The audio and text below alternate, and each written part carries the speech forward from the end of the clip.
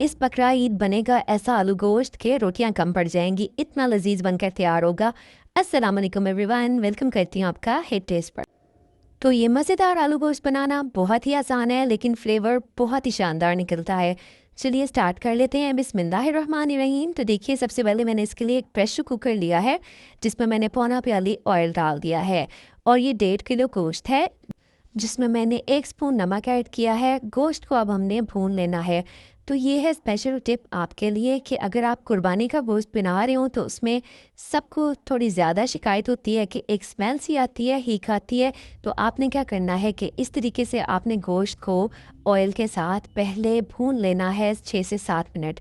इससे क्या होता है कि गोश्त में जो थोड़ा बहुत ब्लड होता है ना, जिसकी वजह से उसकी हीक रह जाती है गोश्त में, वो पहले ही निकल जाता है, उसकी अच्छे से भुनाई हो जाती है। तो गोश्त की कोई स्मेल नहीं आती, बहुत ही लजीज गोश्त बनता है। और नमक का फ्लेवर गोश्त के अंदर तक बहुत ही अच्छा सा एब्जॉर्ब होता है और बहुत ही फ्लेवरफुल आपका गोश्त बनकर तैयार होता है। तो अभी देखें, गोश्त को ना मैंने 6-7 मिनट मीडियम से हाई फ्लेम पर भून लिया है। तो इस तरह से इसकी सारी स्मेल ख़त्म हो चुकी है। अब मैंने इसमें शामिल कर दिए हैं 2 प्याज लिए थे, इनको स्लाइस करके डाल दिया है। 1 फूल लहसुन का लिया था और ये सारा फूल मैंने शामिल कर दिया था। अब दोनों चीज़ों को हमने गोश्त के साथ 2 से 3 मिनट बस हल्का सा फ्राई कर लेंगे और फिर हम इसमें शामिल कर देंगे टमाटर। तो 2 टमाटर मैंने क्यूब्स में रफली काट के शामिल कर दिए। छिलका मैंने इसका रिमूव कर दिया था। 1 स्पून मैंने इसमें लाल मिर्च का पाउडर डाला है, हाफ़ टी स्पून हल्दी, 1 टेबल स्पून भरकर धनिया पाउडर और हाफ़ स्पून डाला है ज़ीरा पाउडर। अच्छा, स्पाइसेस जो हैं वो आप अपने टेस्ट के अकॉर्डिंग कम ज़्यादा कर सकते हैं। अब स्पाइसेस शामिल करके मैंने इसकी 1 से 2 मिनट सिर्फ भुनाई की थी और फिर मैंने इसमें शामिल कर दिया था सिर्फ इतना पानी जिसमें हमने गोश्त को गलाना है। और एक चीज़ जो इसमें रह गई थी वो है कश्मीरी लाल मिर्च का पाउडर, जो कि सिर्फ अच्छे से कलर के लिए डाला जाता है, वो भी मैंने इसमें डाल दिया था। हाफ़ स्पून मैंने कश्मीरी लाल मिर्च का पाउडर डाला है। तो सब चीज़ों को मिक्स करके हम इसमें पानी सिर्फ इतना डालेंगे जिसमें हम गोश्त को 80 से 90% तक गला सकें। बहुत आपने एक्स्ट्रा पानी नहीं डालना, क्योंकि जो टमाटर और प्याज है ना, ये अपना पानी भी छोड़ेंगे। तो अगर आप ज़्यादा पानी डाल देंगे तो गोश्त घुल सकता है और इसकी शेप ख़राब हो जाए, तो फिर सालन का जो टेक्सचर और टेस्ट है वो अच्छा नहीं आता।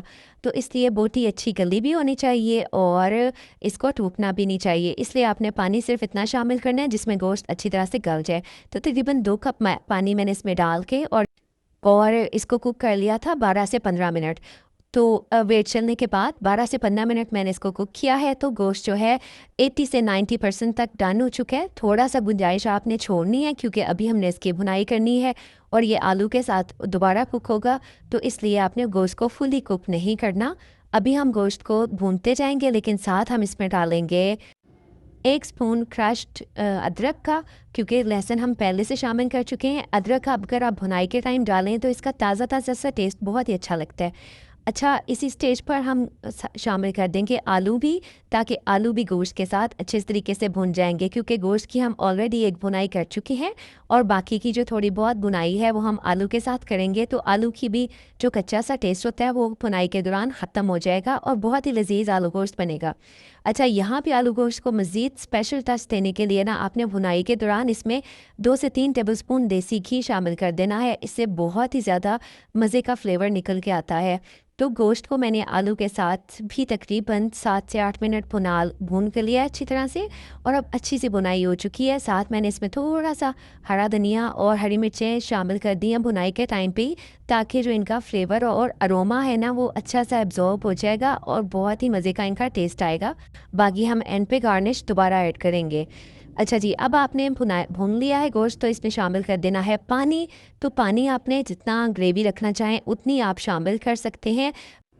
तो मैंने इसमें शामिल किया है 2 ग्लास से थोड़ा सा, आप समझ गए, 2 ग्लास पानी डाला है, क्योंकि जो थोड़ा सा पानी इसको दोबारा से आलू की कुकिंग के लिए भी चाहिए। तो इतना पानी शामिल करके मैंने इसको 5 मिनट वेट लगाया था और 5 मिनट में आलू परफेक्टली डन हो गए थे और जो गोश्त में कसर रह गई थी ना, वो भी परफेक्टली कुक हो चुका है और बहुत ही ज़्यादा लजीज आपका आलू गोश्त रेडी हो जाएगा। अब देखें इसका शोरबा कितना प्लेन और स्मूथ है, एकदम सिल्की स्मूथ इसका शोरबा होगा। ना तो प्याज टमाटर इसमें तैरेंगे और बहुत ही लजीज गोश्त रेडी होगा। आलू और गोश्त अच्छे से गल चुके हैं और बहुत ही ज़्यादा टेस्टफुल इसका रिज़ल्ट आया था।